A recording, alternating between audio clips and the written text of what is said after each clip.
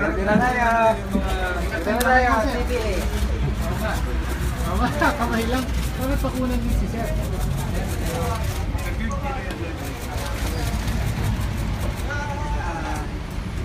Ay, gala ko single. Linya versus Ate. Bro, parang ibang ngiti mo, bro. Napansin ko ah. Galit tayo sa train.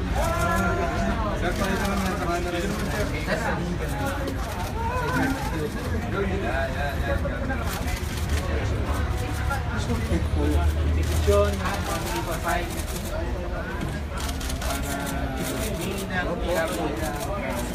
pigilin ng train. Sir, pwede kayo tatlo, sir. Wala pang number eh. Kailangan sige na ito. Dito sir. Taas natin, sir. Wala na bakit dyan?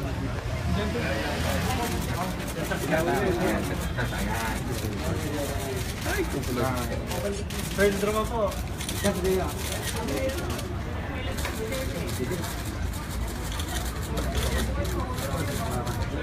Okay, o akin dito ka para hindi ko nahirapan. Dito naman po, baba.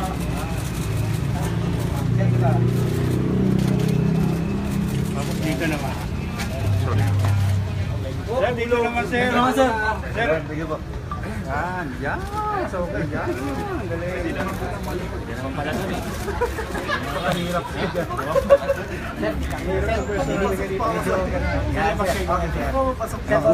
Ang gulo kasi ni Dan. Dito, background ako. Dito kaya natin. Dito, dito. Dito tayo. Ay, ganda yung may tatak na kaya number na.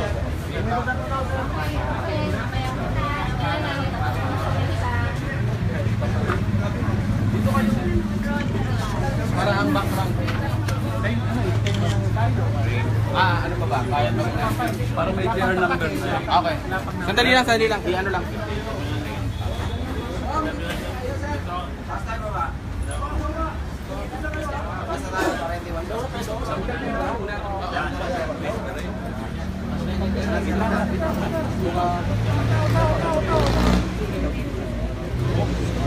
Ilan po?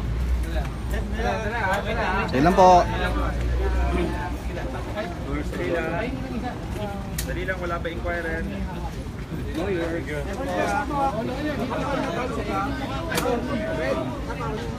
Yes. Malika, dito ka. Ano? Comment. Give on the comment.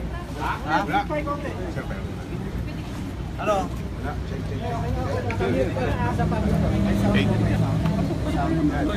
Game. Sir, ano po itong final natin ngayon? Well, ito yung petisyon ng Makabayan Bloc para questionin yung rumaragasang train na sumasagasa sa kapakanan ng milyong-milyong mga kababayan natin sa pamamagitan ng mga kontramahirap na bagong buwis. So hinihiling natin sa petisyon na ito na i-TRO, tigil muna ang implementasyon ng batas na ito. Sir, yung laman ng petition, you're calling on the Supreme Court to declare it as unconstitutional then. For what reason po? Well, ang malinaw ay naging invalid yung proseso ng ratification ng train sa House of Representatives. No? Paano magkakaroon ng valid na pagboto ng mayorya kung walang tao sa plenaryo?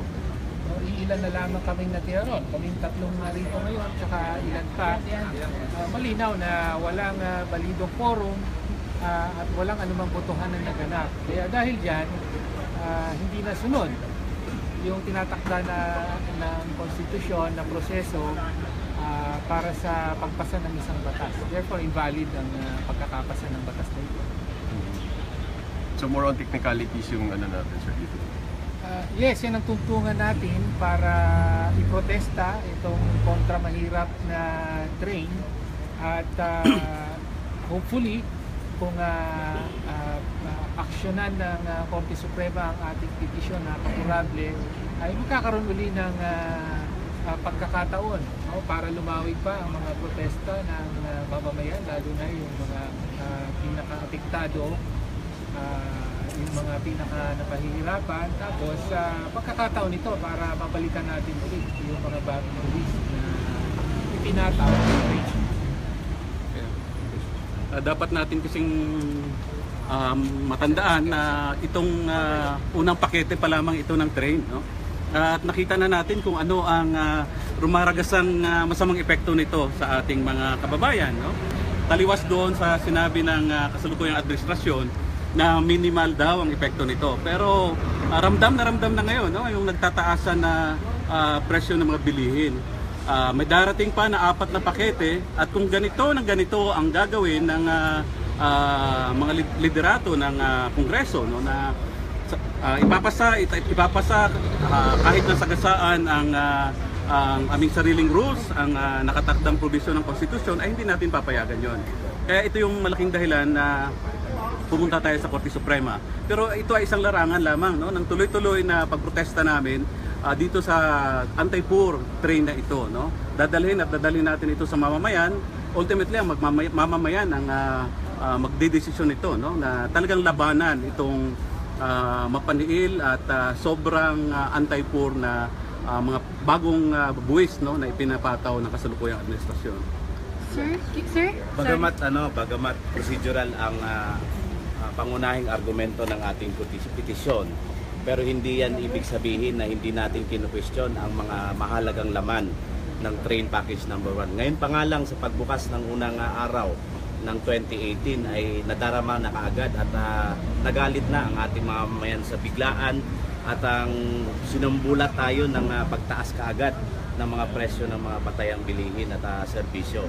Kaya't ito ay bahagi lamang ng papatinding galit, papatinding protesta ng mga sambayanan ng mamamayan na hindi totoo at fake news ang sinasabi ng ating gobyerno, ng Department of Finance, ng DTI, na hindi felt ang effect ng increases na ito, at ang fake news na yan ay ipapakita sa mga darating na mga protesta sa lansangan.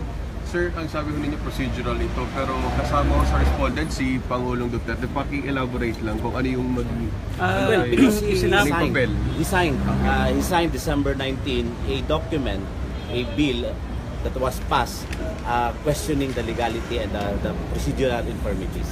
Matatandaan natin na bago pa man ng December 19, no, nagpahayag na tayo ng pagtutol. Sinasabi natin na legally infirmed yung sinasabing ratification sa House of Representatives. No? Hindi pwedeng hindi alam ni Pangulong Duterte yun. No? So nung nilagdaan niya nung December 19 ang train, parang sinang-ayunan niya yung legal infirmities na yun. Kaya necessarily ay kasama siya sa respondents dito. Sir, given that yung administration and its allies have won the past few petitions dito sa Supreme Court, what do you think are your chances to win your petition? Well, nandun pa rin yung ating paniniwala na ang aming inihain na petisyon ngayon ay may malakas na tuntungan constitutionally and even sa rules, no, na sinasite namin, at nananawagan kami na tingnan mabuti ito ng Korte Suprema. In the light of the adverse effects already nitong pinapatupad na, no, na legally infirmed sa tingin namin na train. Alam nyo yung pag-maximize natin sa mga available avenues to redress our grievances, to protest legalities, ay hindi lang namang limited yan sa Supreme Court or sa any courts. Kami pa rin ay naniniwala na ang pagpapakita ng taong bayan sa kung gaano niya putol ang pagpapatupad ng mga bagong buwis na ito, mga pasakit na ito, ay nasa larangan pa rin ng ating lansangan. Walang hamon na sa Korte Suprema na, no? Malinaw naman yung ebidensya na talagang walang quorum at walang botohan na naganap dun sa gabing iyon na i-ratify sa batasan itong train. So magiging katawa-tawa ang ating mga institusyon kung sa kabila nitong napakalino na ebidensyang ito ay pagtitibayin pa rin ang invalid na proseso na dinaanan ng batas na ito. Sirs, may legal precedent na ba to? May mga na-declare unconstitutional because procedures were not followed? Sa pagkakaalam ko, ito yung una, no? Na may komisyon doon sa pinasang batas lang katulad ng train, ano? So, ganun pa man, ang sinasabi natin dito, malinaw naman yung sinahit namin na sinasahit Si attorney ang Sige po, tungkol naman sa legal or precedent po na sinasabi natin, ang Supreme Court ay sa nakaraan ay nagdesisyon na ang hindi pag-follow sa rule ng quorum at majority vote ay nagre-render sa isang resolution o sa isang legislative act na null and void. Sa isang sangguniang panlalawigan po ng isa sa Compostela Valley po, nagpasa ang sanggunian na ito ng resolusyon. Ngunit napatunayan sa proceedings na kulang ang presensya ng quorum ng mga miyembro ng sanggunian at nakita ito ng Supreme Court. Kaya naman sinabi ng Supreme Court na hindi maaaring baliwalain ang rule na ito dahil ang ating bansa ay naniniwala sa demokrasya at sa wisdom ng mas nakararaming mambabatas. Dahil itong mga mambabatas na ito ay nagre-representa sa mga kanilang constituents at hindi dapat ito baliwalain at isang tabi. So ngayon, ang Supreme Court sa isang sanggunian mismo ay nag-invalidate na ng isang resolution o isang legislative act.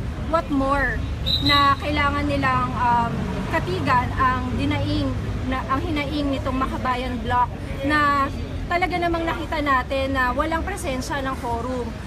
Only a limited number of congressmen and women were present that night, and it is impossible, logically and numerically impossible for them to hear the constitutional requirement of quorum as well as constitutional requirement for a majority vote for the Congress to do their business or to transact their business. So therefore, sinasabi natin na there are constitutional and legal infirmities in the passage of the committee report na dito sa train na ito. So ayun, sinasabi nga natin na kung sa mas maliit na legislative branch katulad ng isang sanggunian lamang ay nag-null and void ang Supreme Court, definitely dapat silang mas mag-null and void dito sa level ng House of Representatives. Ma'am, we're looking at yung initial, we were looking at the petition mismo, yung text ng petition, largely yung articles niya, procedural in nature, and technical in nature. Yes. Like, yung dwelling of the argument,